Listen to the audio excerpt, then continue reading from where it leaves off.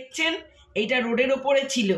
এবার অনেক বড় বড় গাড়িগুলো যাচ্ছিল, মিমি আমাকে ফোন করছে, মা দেখো একটা বিড়াল ছানা না রোডের মধ্যে মানে ওই আশপাশে ঘুরছে। আমার হঠাৎ মনে পড়ে গেল যে মানিকতলায় যে দেখলে বিড়ালটা মারা গেল, তাহলে কি হবে মা, এটাকে কি করব আমি? আর ও নিয়ে আসবো? আমি বললাম এ বাবা নিয়ে আসলে কি করে হবে? তখন বলছে আমি এক কাজ করি মা, নিয়ে আসি, তুমি একটু কি করবে দেখো। আমি বললাম ঠিক আছে নিয়ে আয়।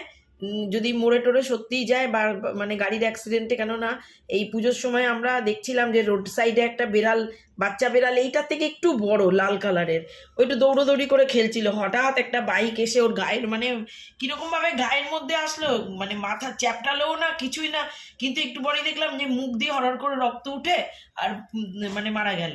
এই জন্য এটাকে নিয়ে এসেছি, দেখি এবার একটু দুধ বানিয়ে, গুঁড়ো দুধ আছে, এটাকে বানিয়ে খাইয়ে কি করব, আর মানে কোথায় রাখবো আমি তো ভেবে পাচ্ছি না।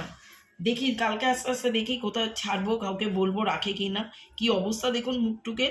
আমি তো এরকম মানে করতে পারি না, কিন্তু আমি তো পুষিও না বেড়াল, কি করব এখন।